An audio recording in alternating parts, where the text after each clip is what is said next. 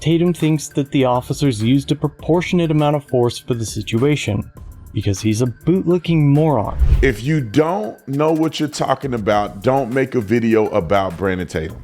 That's it. To make a video calling me a bootlicker and all kind of other stuff when you have no idea what you're talking about according to the law, you have no idea what you're talking about according to police interactions, you have no idea what you're talking about according to what you claimed that I said and the positions that you said I took and didn't take. Listen, y'all, the system isn't broken, it's rigged. And if you're buried in debt, that's exactly how they want it to be.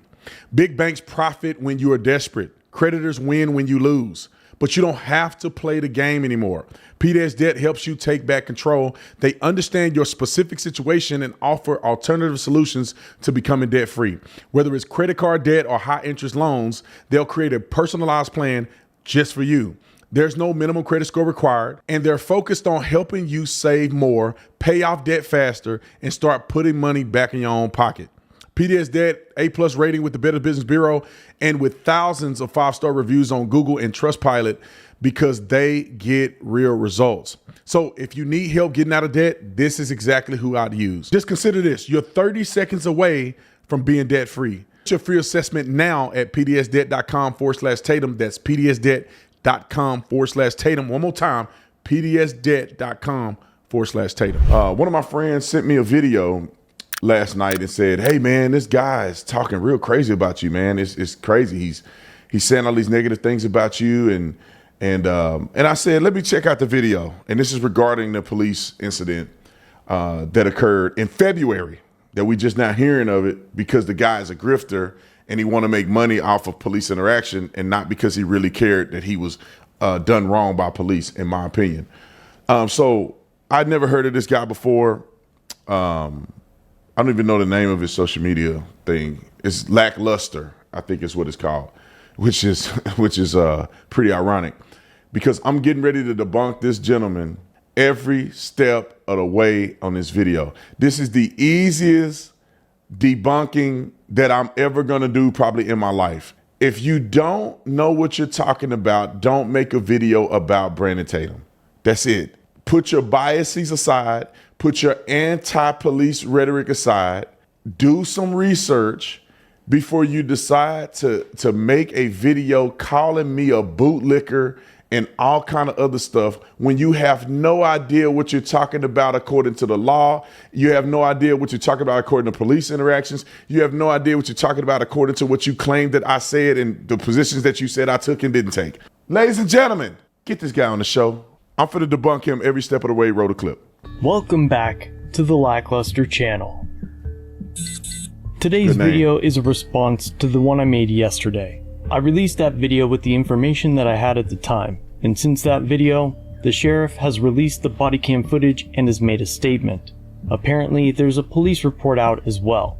The cell phone camera footage that began viral circulation over the weekend does not comprehensively capture the circumstances surrounding this incident. Tonight, I'm sharing the footage from the body-worn cameras of the arresting officer, Officer D. Bowers, and two of the assisting officers, Officer D. Miller and Officer G. Curse. We'll include some of that and review some of what Officer Brandon Tatum says on his Substack. Most of you know who he is and know that he can make some ridiculous claims. And in this case, it is no different. First, he claims that the full body cam has been released, and while most of the relevant footage has been posted, we have only been granted the opportunity to view the incident from a few angles that the sheriff's office decided to show. The currently available information and play the relevant body-worn camera. Second, current relevant body-worn camera. That doesn't mean that they pick and choose and show you this angle and cut this angle. It's relevant, meaning the body-worn camera that's released that shows the incident at hand. That means that if you were involved in this incident, the body-worn camera was shown. If you had no involvement in this incident, there's no need to show the body-worn camera during a press conference. The first lie he made. Roll it. Tatum puts in bold lettering that JSO was justified in the force used against McNeil. He follows this statement by claiming that only the palm strike was being reviewed to determine whether it was in policy, and fails to mention the several other punches inflicted to McNeil despite agreeing to exit the vehicle. Step out now. All right. And placing his hands behind his back. Behind your back! I'm resisting! Behind your back! Within his defense of complete dog shit, he claims that nothing was criminal in the officer's actions. And sure, the DA hasn't filed criminal charges. But we expect— Stop right there. The DA, the state district attorney's office, deemed, according to the chief, that there was no criminal action conducted by the law enforcement officers on scene, who watched the amateur video from the suspect and also watched the body-worn camera footage and all relevant footage that's made available. And they decided that there was no criminal activity. They decided there was no criminality, not Brandon Tatum. The state prosecutor said that it was no criminality. Now, when you can't, now if the state prosecutor said that there was criminality and the officers were wrong, Buddy over here would have accepted it. But guess what he says about the prosecutor now that the prosecutor don't agree with him? Roll the clip. The government to protect itself. Oh, it the protects DA itself. is often referred to as the county's top cop. No charges does not mean no criminal activity. Tatum correctly states that the law gives officers discretion to use reasonable force during arrests, but incorrectly adds that that's what we saw in the video. So, Time out. How is what I'm saying incorrect when the state prosecutor agrees with what I'm saying, and also the police chief agrees with what I'm saying, that there's no criminality afoot? He mentioned that he will continue the investigation of whether or not it was in department policy, which I wrote in my op-ed that he's referring to. But of course he don't want to show that part because he's trying to make his own point, which is ridiculous. Roll it. before we watch the videos, let's discuss what reasonable force is and when officers are lawfully allowed to use it. We can start with the first body cam of the deputy that initiated the stop and compare it to Tatum's assertions. He claims that McNeil's headlights were not on and that he was not wearing a seatbelt. But the suspended license and having marijuana are facts that were only revealed as a result of an unlawful traffic stop conducted by JSO. The probable cause. None of that is relevant. What I articulated in my op-ed is all of the circumstances surrounding his detention, arrest, and his resistance. So I don't have to separate the two when I'm talking about the totality of circumstances. All of those things he was found guilty of in the court of law. And then also, it does matter if a person is driving a suspended driver's license and they do have drugs on their person. Because what? It explains why he was resisting arrest and acting a fool. Wasn't because he didn't understand the law. It was because he didn't want to go to jail. Therefore, you could paint the whole picture in the totality of circumstances. Roll it. As stated by the deputy, was that his headlights weren't on. But again, the law states during any rain, smoke, or fog. Time out. Inclement weather, rain, smoke, fog. It also talks about sunrise, sunset. There's reasons that you have to have your lights illuminated. He did not have his lights on. He did not deny that his lights were not on. He did not skirt these charges when he went to court. Now, they decided to keep him on the bigger charges and dismiss the other ones because the other ones were criminal. So you don't try to charge him with both. But he still was found responsible. He didn't deny responsibility. No one has said that the officers were wrong on the initial traffic stop. Why? Because I'm going to prove to you that this is inclement weather and it was raining. All right, Nick, let's get the exhibit ready because you're going to hear this guy talk about it. You see people say it online. It's the most asinine and ridiculous claim. It's because they hate police and they always want the police to be wrong, so they will make up anything. It wasn't raining. Look at this video. This is fresh rain droplets still hanging onto his vehicle. If somehow it wasn't inclement weather, which means it wasn't raining at all, you wouldn't still see rain droplets on his car. Inclement weather doesn't mean that it's only inclement at the instant that it's raining. And then if it stopped raining for 30 minutes or 30 seconds, then all of a sudden it's not inclement anymore. It's not just the rain. It's rain and rainy conditions. That's what the hazardous lights and putting your lights on is for, the conditions that's associated with rain. When it rains, visibility is lower. There's rain on the streets. People need to have better visibility when driving. That's what the spirit of the law says. That's why no one contested that he was pulled over rightfully. You would not have rain droplets on your car if it had not been raining. The ground is wet. It is raining, ladies and gentlemen. Maybe it stopped raining for a small period of time. That does not preclude the justification of having your lights on during inclement weather. All right, let's go back to the video. None of which were present. And as to the claims of not wearing a seatbelt, the officer transmits over the radio that he didn't have any details about the occupant or occupants of the vehicle. Hold on. Prior to having any details about the occupant or occupant's vehicle has nothing to do with visible observation of a seatbelt in a traffic light, or not having your lights on, not having, I guess, information about the people in the car means that I didn't get his driver's license. I didn't talk to him. I'm not sure if there's other people in the car. It's not that I didn't see him driving with no headlights on and no seatbelt before I pulled him over. Just for reference, he got pulled over. This is the result of him getting pulled over. This is where he stopped. The cop observed his lights not being on and observed him not having a seatbelt on. So he conducted a traffic stop. He pulled here and stopped. What are we saying? The cop is pulling him over because of his observations of the no seatbelt, in which the suspect never denied. Roll the clip. McNeil opening his door. Yeah, Florida 24 Bravo Echo Charlie Whiskey on a silver Kia. I know occupants. These two facts eliminate all probable cause for the entire stop, which means everything that occurs after this moment was unlawful. Hold on. And only It's a lie. I just disproved that. I just proved inclement weather, which the court agrees with me on, and everybody with a brainstem does. And then I just proved that the seatbelt violation, the officer observed seatbelt violation. He was charged with all these things, and he did not deny any of these claims. He only denied that, well, it's not raining. That's not the totality of the inclement weather statute. But when he said you didn't have a seatbelt on, he didn't deny the seatbelt violation not one time. And then there's people that's going to say, well, they pulled the seatbelt off of him when he got out of the car. Yeah, because when he shut the door and was getting crazy and pulling his camera up, he put his seatbelt on. That's what he did. So he could say, look, I had my seatbelt on, but you didn't have your seatbelt on when you got pulled over. Roll the clip. only occurred because the deputies on scene were untrained as to their profession.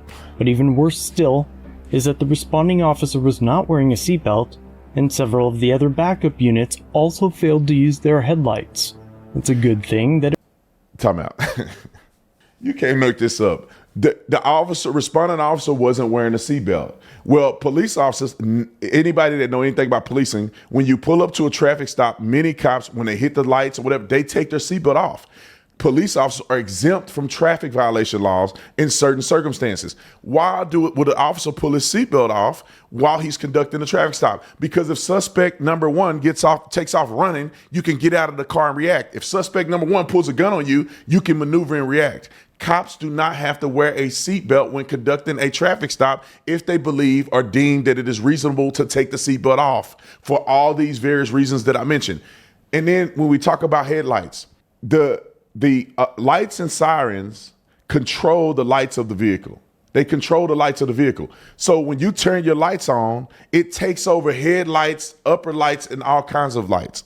Also, officers are not obligated, depending on the circumstances, to follow traffic laws. They have to drive with due regard, and they have all of these exemptions that you can find right in the law. You can look it up yourself, or you want me to give you the chapter and verse, I can.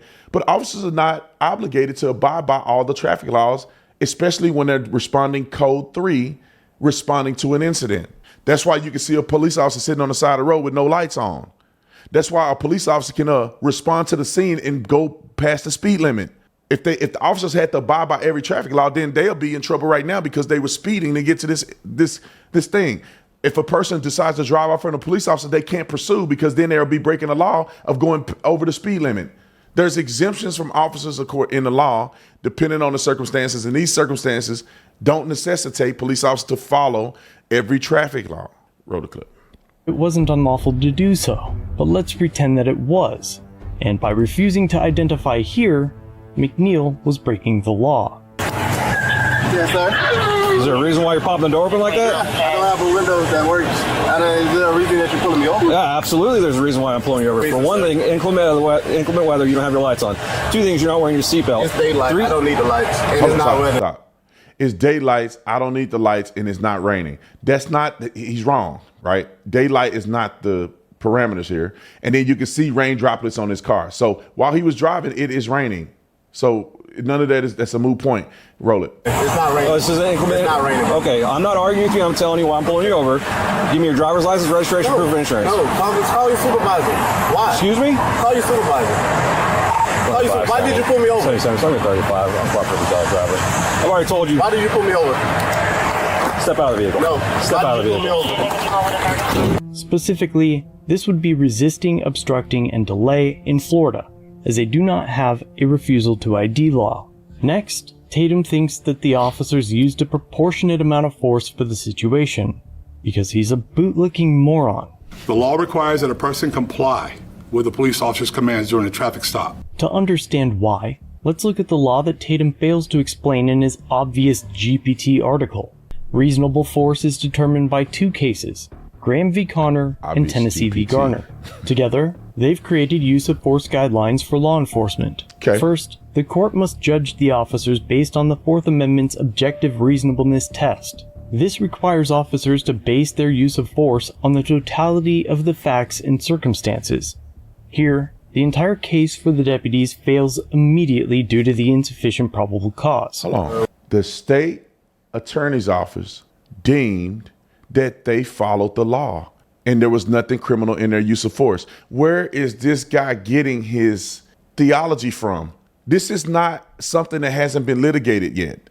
This is not a brand new occurrence. This happened in February. He brought his complaint like a couple days ago or whatever when he released this video. This was investigated internally, investigated from the state's attorney's office, and they deemed that there is nothing there. Now you could say Graham versus Connor and the use of force case law, but none of that applies here clearly because they were all deemed to be acting according to the law within reason. Roll the clip. Echo Charlie Whiskey on a silver Kia. I know not. But if the vehicle extraction was lawful, the amount of force used must take into consideration the severity of the crime, whether the suspect poses an immediate threat, and whether they were actively resisting or attempting to flee. By now, you may have heard that McNeil had a knife, but who the fuck doesn't? It was never in his hand, and upon review of the video, he never even reached for it, despite this is the thing that people don't think about with him. He has a big serrated knife that's probably 12 inches long on his floorboard. Who rides around with a knife like this? It's not reasonable to have a knife like this. People in the comment section or anybody watching this, how many of y'all drive around with a hunting knife this big laying on your floorboard? Nobody carries a knife like this. That means he can't, but that also speaks to his character and speaks to the danger that was present when they were conducting the traffic stop. Who knows? He probably wanted to pick it up and stab the officers, but he didn't have the courage to do it. You don't know. But this is a dangerous, deadly weapon that he has right on the floorboard. And if you watch what he's doing, he's not cooperating for a large majority of the video that he did not play. All the times when he shut the door and the cop was like, "You're under arrest, get out the car, get out the car." Who knows? He could have pulled that knife from somewhere else. You can't see what he's doing in the car. That knife could have not even been there. The knife could have been in the back seat. The knife could have been on the passenger seat. And he pulled it over there and put it on his foot. You know, like, these things do matter in the totality of circumstances. That's how irrational this guy was in the present danger that the officers were in. Just say that this is a deadly weapon. Just say it was a gun. It's the same premise. Well, he wasn't reaching for the gun, but he got a gun right there that he could pick up and use against the cops. He got a knife he could use against the cops. These things do matter in the totality of circumstances when you're evaluating this circumstance. Roll it. Officers lies on the police report, but we'll return to that point in a minute. McNeil was at best passively resisting an unlawful arrest and never attempted to flee, and the severity of the crime was so incredibly low that nearly every officer that responded to the scene was in active violation of the same law McNeil was originally pulled over for. No headlights, no headlights, no headlights. Not to mention that one That doesn't matter. I already said it is exempt. But when it comes to saying that a person is passive aggressive, this guy, the thing that reasonable people in the courts look at is what is the officer's observation of what's happening. If a person is just sitting there like this, that does not mean that they're not a threat. The threat level is that the person is non-compliant for the last X amount of time. When they knock the window out, if the officer want to stun him while they're trying to open the door, that's nothing wrong with that. You can stun the guy to get him disoriented, to get him out back, so you can unlock the door and take care of business without you just sitting there jangling with the door. Hold on, man. You good? Okay. You got a knife or gun in there? You grab it while I'm doing this right here. If an officer believes that, hey, let me stun him real quick, get his, whatever you call it in law enforcement, get his OODA loop off, so he's kind of dazed, and I'm gonna do the door, and we're gonna get this thing done. We're gonna pull him out of the car. An officer can deem that that's necessary to execute an arrest. When you've never done this before and you don't know the height suspicion and things that go on like this, you would be like, oh, you just did it for no reason. Well, the courts evaluated and they didn't agree with you. Well, not the courts, but at least the prosecutor's office, they didn't agree with you. Roll the clip. once the door was opened and he was ordered out of the vehicle, McNeil responded with, "All right." Step out now. They said, first of all, he's resisting. They told him to get out 7 or 8 times already. He said, he not. They break the window out, get out of the car. He refused. He got the door is locked. He's not opening the door. They had to knock the window out to get him out. Then they had to open the door and pull the seatbelt off of him to get him out. And people say, we had a seatbelt. No, he put the seatbelt on during this traffic stop to cause this problem, right? Because then they can't just pull him out. They got to undo the seatbelt and all that. He refused to get out. Then when they go to pull him out, he go, okay. But then he says, they go, put your hands behind your back. He said, no, don't touch me. He said, no, don't touch. He's holding his arms, resisting arrest. And this guy saying he was compliant. No, he wasn't. Roll it. All right. And likely would have allowed the deputies to remove him, cuff him, and put him in a cruiser. But instead, 3 deputies pulled him in opposite directions while they punched him and threw him to the ground. In fact, when viewing resisting. the body cam frame by frame, McNeil can be seen putting his hands behind his back before saying, no, don't punch me. Hold on. Listen to this guy. He said, McNeil said, no, don't punch me.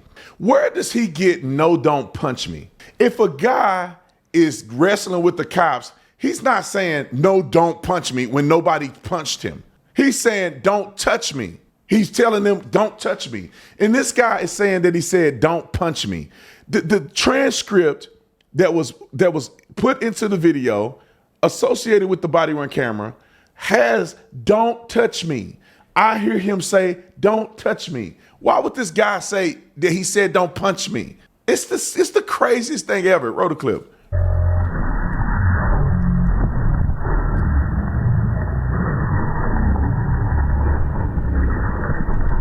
They forced his arms behind his back. But despite Neil saying don't... Time out. They forced his arms behind his back, and just because they got his arm here, he's still resisting. He's not here with his arms behind his back. He's resisting, and they're pulling his arms behind his back. He's not complying. Complying would be, as soon as he got out the car, no, he said, no, don't touch me. And then they pulled it, and one hit him in the face. Like, they had to wrestle this guy to the ground. He's looking for a payday, clearly. He wants to fight. He wants to get it out so he can say, oh, they abused me and I want a payday. Roll the clip. Punch me. No, don't touch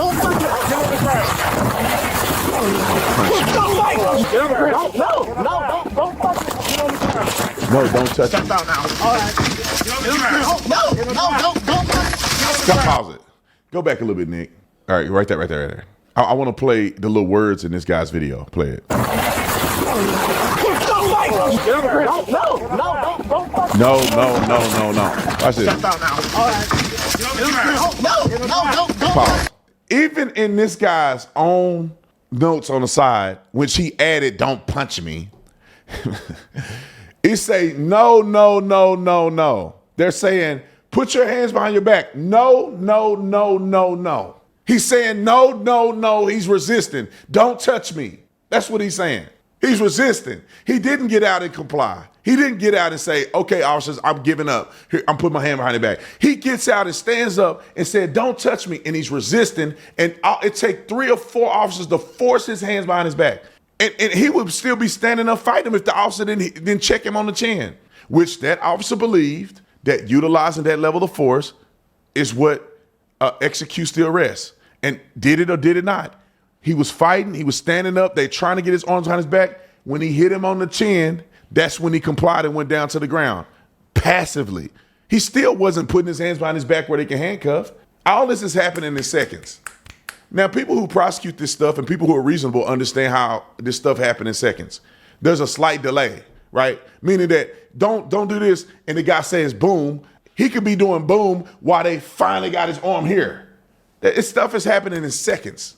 So a prosecutor is not going to look at this and say, well, technically, if you look at the 1/100,000th of a second, he kind of punched him as his arm was going back. So technically, his arm is back and his fist is here, right on hit his beard, hit a little string of hair on his chin. Technically, it contacted his body at the 1/1000 millionth of a second. And then in his mind, he was thinking about complying, so the officer was wrong. Nobody's thinking about that. These things are happening, and they give leeway to officers on the circumstances and how fast things are moving. Roll the clip. Once he hit him, he Records went down. clerk added subtitles that read, "Don't touch me." Seconds Don't touch before me. being punched a second, third, fourth, fifth, sixth, and seventh time.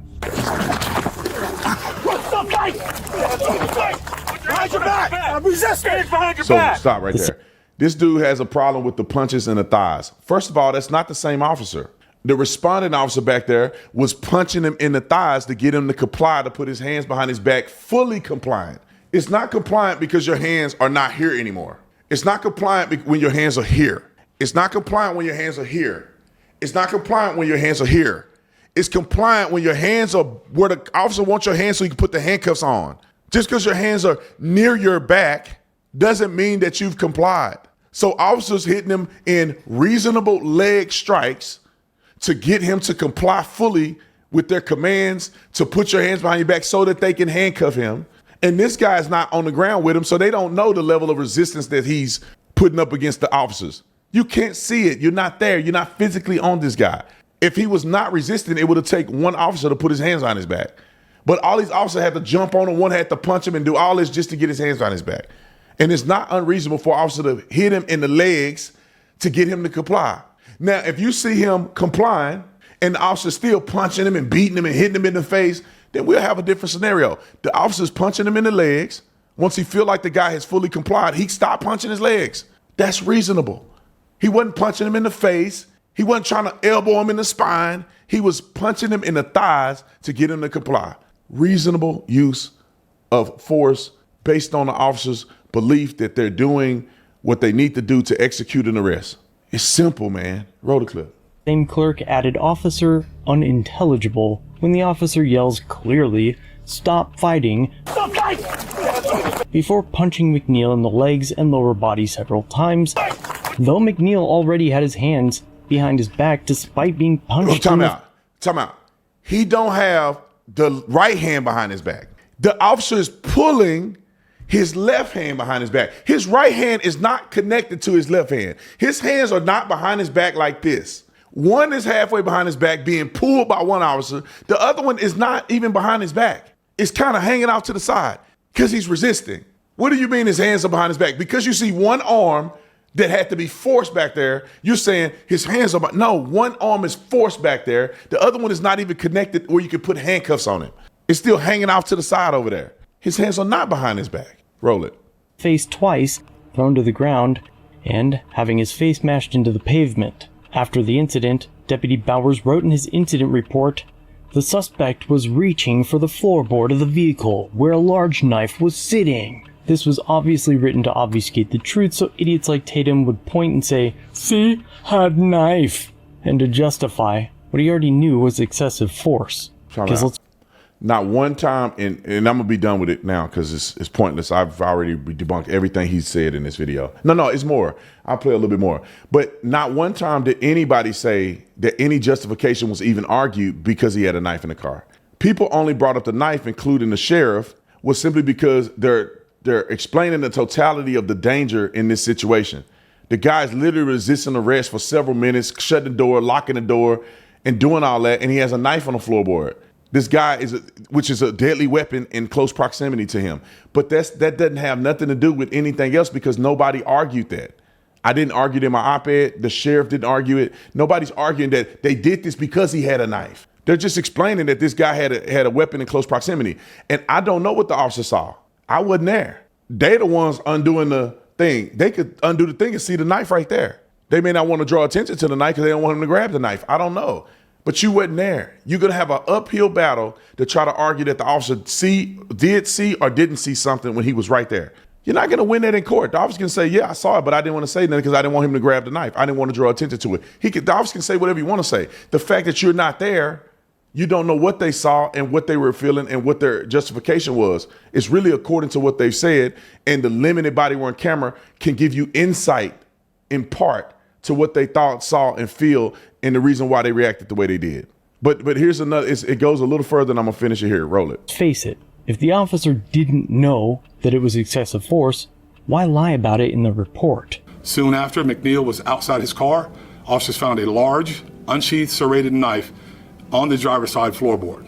But the fact is, the deputy knew that the incident was being recorded from inside the vehicle, which clearly showed that McNeil never even so much as glanced towards the knife. Pause. This is exactly rebutting his own point. The officer knew McNeil was recording. He had his own body-worn camera recording. Now, why would you think an officer would tell a complete lie when he know the guy's recording it? He know the guy's recording when he did with the palm strike. He know the guy's recording that because he said, I'm recording too.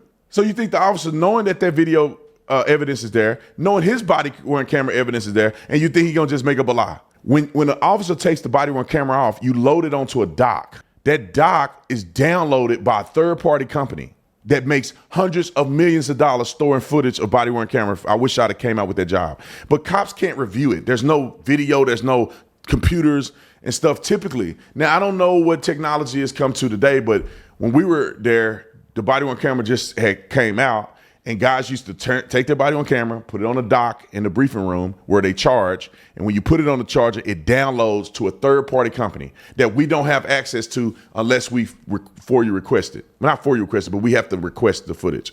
And then the footage don't go to you, it go to the records department. The cop don't get it. It goes to the records department. And then it's, I don't know how many hours of footage that's on there. And it's available to the public. Anyway, I wanna hit this last point and I'm done. Roll it.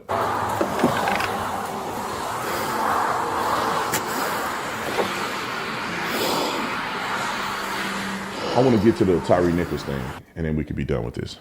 Yeah, let's get to it. So he just says all this stuff that's pointless.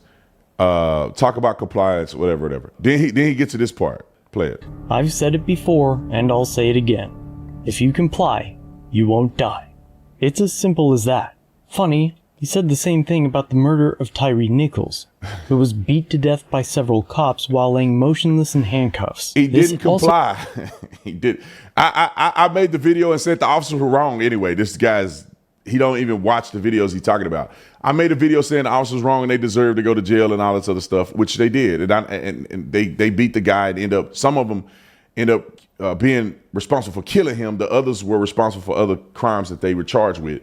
Nobody's taking up for them. Nobody's supporting these officers, whatever the case may be. But he didn't comply. That's how he got from his car to under a street light down the street, because he fought the officers at the car. Then he ran and fought with the officers under the street light. They just so happened to use excessive force against him. What do you mean comply? He didn't comply. Compliant, they think compliance is I fight you until I start losing, and then no, that's not how it works. Compliance is that you're under arrest, get out the car. Yes, sir, get out the car. For you to get in a foot pursuit with the police, you're not complying. Tyre Nichols will still be alive. I put my life on all these situations. Tyre Nichols will still be alive if he had gotten out of the car and got arrested like a normal person. Instead of fighting the officers, running, he escaped them. They fought him. He escaped them and ran, and they chased him. He didn't just get out the car and juke. They were fighting, and he was fighting them back and wiggling and hitting, and then he escaped, and they ran him down. So And then they use excessive force. But if he would have just stopped and got out the car, he'd still be alive. I just had to go point by point on this guy. It's irrational for people to act and be like this. The facts are there. You can hate the police all you want, but you got to go off the law. That's why people get they butt hurt when officers don't get charged. It's like, yeah, because you're not following the law. The law says a cop can do this, this, and this within reason. The law says a cop can shoot you if you do X, Y, Z. The use of force policy says this. If you read the policy and if you looked at the law in the state, you will see that there is no problem with what the officer did. That's why he was acquitted. And if you were reasonable, you wouldn't be shocked. You'd be like, yeah, I see, according to the law.